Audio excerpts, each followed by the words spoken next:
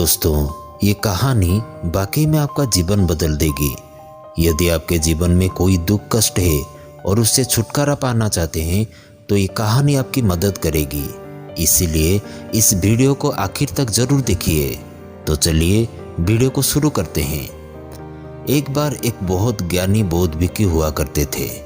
उन्होंने अपने जीवन में कई सारे बौद्ध भिक्षुओं को ज्ञान प्रदान किया, जीवन जीना सिखाया। एक समय ऐसा आया कि वे काफी बूढ़े हो चुके थे, लेकिन उन्होंने अपनी योग विद्या से कई तरह की दिव्य विद्याएं भी अर्जित की हुई थी, जिनमें से एक था भविष्य को देख पाना। उनके आश्रम में अभी भी कुछ शिष्य थे, जिनमें से एक शिष्य उनका सबसे प्रिय था, क्योंकि उसमें वो काबिलियत थी कि वो आगे चलकर उनके जाने के बाद इस बड़े आश्रम का कार्यभार संभाल सके। उस शिष्य का नाम था अष्टम।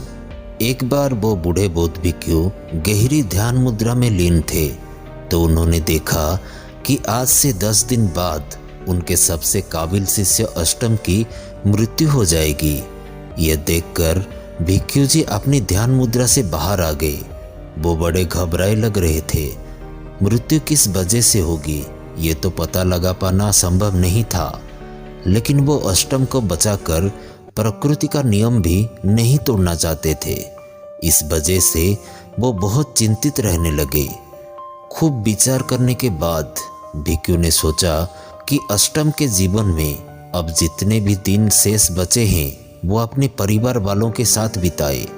आखिरकार देर रात उन्होंने अष्टम को अपने पास बुलाया और कहा, अष्टम, तुम 9 दिनों के लिए अपने घर हो आओ। ध्यान रहे, ठीक 10वें दिन आश्रम में वापस आ जाना। ये सुनकर अष्टम बहुत खुश हुआ। अष्टम के मन में ये सवाल भी आया कि आखिर गुरुजी ने मुझे अचानक घर जाने को क्यों बोल रहे हैं, लेकिन उसने गुरुजी से सवाल करना उचित नहीं समझा। इसीलिए उनके आदेश का पालन करते हुए वो सुबह सुबह सूर्य निकलने से पहले ही गुरुजी के पैर छूकर विदा ले लिया और घर की तरफ निकल गया। इधर गुरुजी को एक तरफ जहां अपने काबिल शिष्य को खोने का डर था, वहीं दूसरी तरफ आश्रम के लिए कोई काबिल शिष्य के ना होने की चिंता भी थी। कुछ दूर चलने के बाद अष्टम को बहुत प्यास लगी। वहीं से थोड़ी दूर एक नदी बह रही थी, जिसका ठंडा पानी पीकर अष्टम जैसे ही पीछे मुड़ा, उसकी नज़र एक बड़े से मिट्टी के ढेर पर पड़ी। वो मिट्टी का ढेर चींटियों का घर था। कम से कम लाखों चींटियां थी उसमें, जो तेजी से अंदर बाहर आ जा रही थी। कुछ चींटियां एक दूसरे से टकरा रही थी। वो दृश्य देखकर अष्टम को बहुत अच्छा लग रहा था।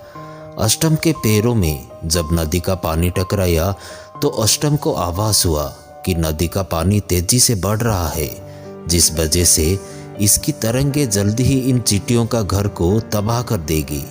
मुझे जल्द ही कुछ करना होगा। अष्टम ने अपनी तेज बुद्धि का उपयोग करके खुदाई कर वहां पर एक नाली बना दी और मिट्टी के चारों तरफ पत्थरों की एक मजबूत सुरक्षा लगा दी, जिससे नदी का पानी उन चींटियों तक नहीं पहुंच सकता था। अब अष्टम जब कुछ आगे बढ़ा तो तेज गर्मी की वजह से जलती हुई जमीन के ऊपर एक बूढ़ा आदमी चल रहा था। ये देख अष्टम ने अपना कड़ाऊ निकालकर तुरंत उस बूढ़े व्यक्ति के पांव में डाल दी। बूढ़े आदमी ने उसे खूब दुआएं दी। कुछ देर और चलने के बाद अष्टम अपने घर पहुंच गया। 9 दिन अष्टम ने अपने परिवार वालों के साथ खुशी खुशी बिताए। अष्टम ने खूब आनंद उठाए। कब 9 दिन बीत गए पता ही नहीं चला। ठीक 10वें दिन सुबह 4 बजे अष्टम की आंखें खुली तो अचानक अष्टम को याद आया कि गुरुजी ने बोला था कि 10वें दिन आश्रम वापस पहुंचना है, मुझे जाना होगा। ये बोलकर अष्टम ने परिवार वालों से विदा लिया और आश्रम की ओर चल दिया। इधर बौद्ध भिक्षु आज के दिन बहुत उदास थे। वो सोच रहे थे कि अब तक तो अष्टम दुनिया को अलविदा कह गया होगा। शाम होने को थी कि तभी बूढ़े भिक्षु को दूर से एक नौजवान भिक्षु आता दिखाई दिया। जब बूढ़े भिक्षु ने गौर से देखा तो उनके रोंगटे खड़े हो गए। उन्हें विश्वास ही नहीं हो रहा था कि ये सत्य है या मेरा भ्रम।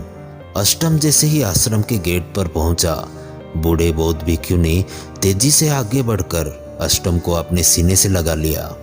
लेकिन बूढ़े भिक्षु का मन अभी भी सवालों के घेरे में था और ये जानने की तीव्र जिज्ञासा उनके चेहरे पर झलक रही थी कि आखिर ये संभव कैसे हुआ।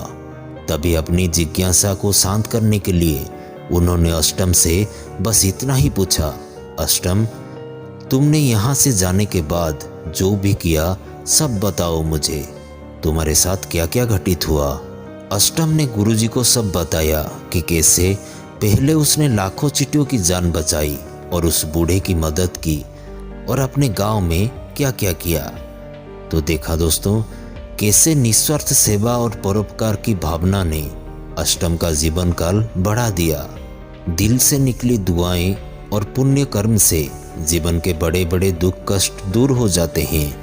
और ऐसा कई बार देखा भी गया है कि बहुत से लोग रोड एक्सीडेंट या किसी भी ऐसी घटना के दौरान मरते मरते बचे हैं, तो कहीं ना कहीं ये उनके पुण्य कर्म ही रहे होंगे जो ईश्वर ने उन्हें अपने जीवन और गलतियों को सुधारने का एक और मौका दिया। तो दोस्तों, इस कहानी से हमें जीवन की एक बहुत ही अनमोल सीख मिलती है। निस्वार्थ भाव से की गई दूसरों की मदद और परोपकार की भावना, इंसानियत का फर्ज कैसे मनुष्य के दुख और पापों को काटकर उसे एक सुखी और समृद्ध जीवन प्रदान करता है। तो दोस्तों, आज की इस कहानी में बस इतना ही। तो ऐसे ही मोटिवेशनल वीडियो देखने और सुनने के लिए आप हमारे साथ जुड़ सकते हैं हमारे चैनल को सब्सक्राइब करके।